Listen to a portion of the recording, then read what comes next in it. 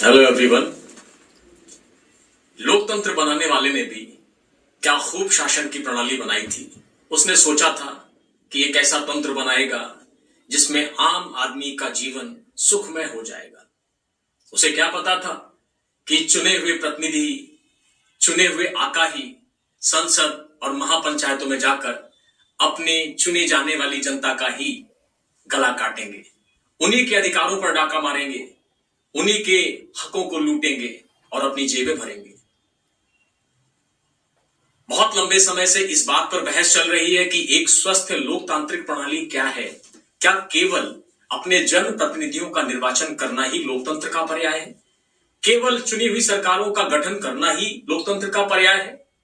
अगर चुनी हुई सरकारें या चुना हुआ प्रतिनिधि जनता की आवाज न बनकर केवल और केवल एक पैसा कमाने की मशीन और लोगों के हक हुकूक पर डाका डालने की मशीन बन जाए, तो क्या चुनने वाली जनता को उसे वापस बुलाने का अधिकार नहीं होना चाहिए? प्राचीन काल से हम लोग देखते हैं कि एथेनियन लोकतंत्र में एक इस तरह का कानून था जिसमें निर्वाचित प्रतिनिधियों को वापस बुला लिया जाता था। एथेनियन लोकतंत्र में हम बहुत पुराने समय में इस तरह के लक्षण देखते हैं, और अगर उसके बाद के किसी राष्ट्र में हम इस तरह का कानून खोजते हैं तो हमें स्विट्जरलैंड की याद आती है। इस कानून की वास्तविक उत्पत्ति स्विट्जरलैंड में हुई थी और यहां पर चुने हुए सत्ताधीशों को वापस बुलाने का अधिकार निर्वाचन करने वाली जनता को प्राप्त था। लेकिन ज्यादा चलन में यह कानून अमेरिका में आया। अमेरिका में कई राज्यों में, म्यूनिसिपैलिटीज में, नगर पालिकाओं में, जैसे लॉस एंजल्स है, मिशिगन है या ओरेगन में पहली बार राइट टू रिकॉल को राज्य के अधिकारियों को वापस बुलाने के लिए लागू किया गया। 18वीं सेंचुरी का एक स्विस दार्शनिक है जिसका नाम है Jean Jacques Rousseau. Jean Jacques Rousseau ने भी कहा था कि संप्रभुता जनता में निहित है, और यदि जनता को चुने हुए प्रतिनिधि सही सेवाएं नहीं देते हैं या जनता के हितों की रक्षा नहीं करते हैं तो जनता को उन्हें वापस बुलाने का भी अधिकार होना चाहिए।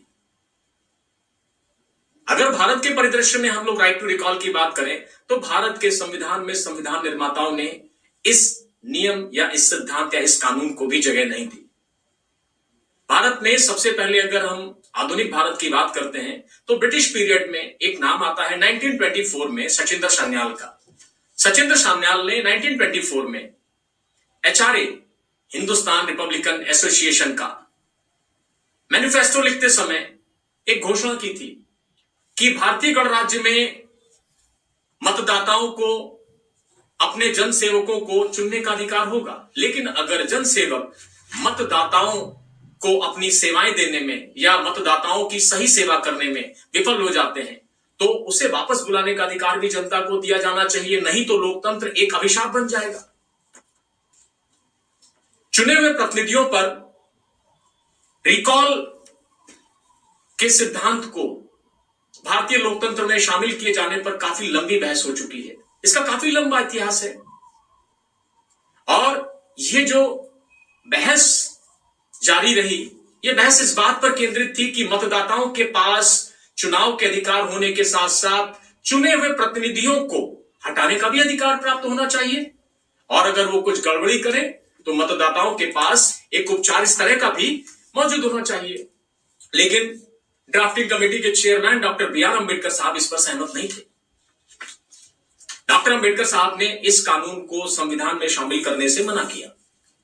भारत में अगर हम सबसे पहला रिकॉल देखते हैं कि सबसे पहला कहीं भी हमें एग्जाम्पल मिलता है रिकॉल का है तो वो उत्तर प्रदेश में सरपंच को वापस बुलाने का अधिकार देखने को मिलता है कि जहां ग्राम सभा के सदस्य अविश्वास प्रस्ताव पारित करके अपने सरपंच को या ग्राम प्रधान को हटा देते हैं। इसके अलावा बहुत सारे राज्य हैं, उत्तर प्रदेश है, उत्तराखंड है, बिहार है, झारखंड है, मध्य प्रदेश है, छत्तीसगढ़ है, इन राज्यों में भी राइट टू रिकॉल ग्राम पंचायत के स्तर पर लागू करके देखा गया है।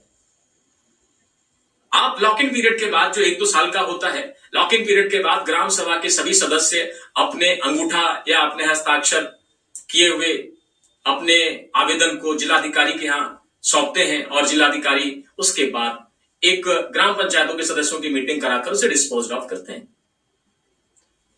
इसी बहस को अगर आगे बढ़ाएं तो सांसद और विधायकों के लिए भी राइट टू रिकॉल के लिए कई बार विधेयक प्रस्तावित किए गए और एक ऐसा पहला विधेयक हमें सी के चंद्रप्पन के द्वारा 1974 में देखने को मिलता है और इस विधेयक का समर्थन किया था माननीय अटल बिहारी वाजपेयी ने।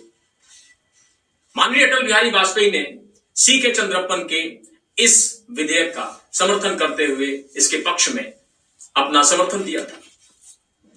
समय के साथ साथ चर्चाएं होती रहीं, सरकारें बदलती रहीं, लेकिन किसी भी सरकार ने एक वास्तविक लोकतंत्र, एक पूर्ण लोकतंत्र की स्थापना के लिए कोई कोशिश नहीं की।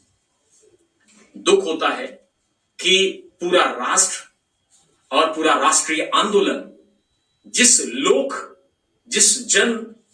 जिस जनता के अधिकारों के लिए लड़ने की हिमायत करता रहा, जनता को एक सुखमय राष्ट्र का निर्माण करने का झांसा देता रहा या ऐसे दावे करता रहा कि हम जब आजाद हो जाएंगे तो हमारी जनता खुशियां और तमाम सुखों का सागर देखेगी।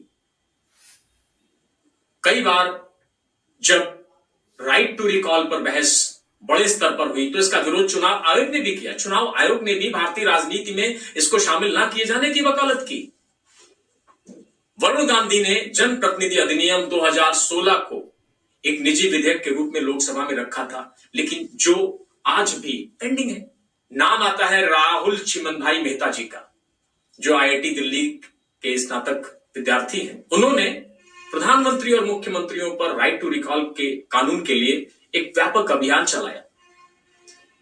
उन्होंने अमेरिका से लौटने के बाद 1999 में भारत में प्रधानमंत्री और मुख्यमंत्री पदों पर पहली बार राइट टू रिकॉल लाजिम किए जाने के लिए ड्राफ्ट बनाने शुरू किए और उन्होंने राइट टू रिकॉल नामक ग्रुप भी बनाया और इस मुद्दे को हवा देने के लिए, राइट टू रिकॉल को भारतीय लोकतंत्र में शामिल करने के लिए उन्होंने राइट टू रिकॉल ग्रुप के नाम से कई बार चुनाव भी लड़ा। उन्होंने एक पार्टी का भी गठन किया। 2019 में उन्होंने राइट टू रिकॉल पार्टी भी बनाई और इस पार्टी के सिंबल पर वो चुनाव चिन्ह भी लड़े। लेकिन आज भी भारतीय लोकतंत्र में और राइट टू रिकॉल एक दूर का सपना है।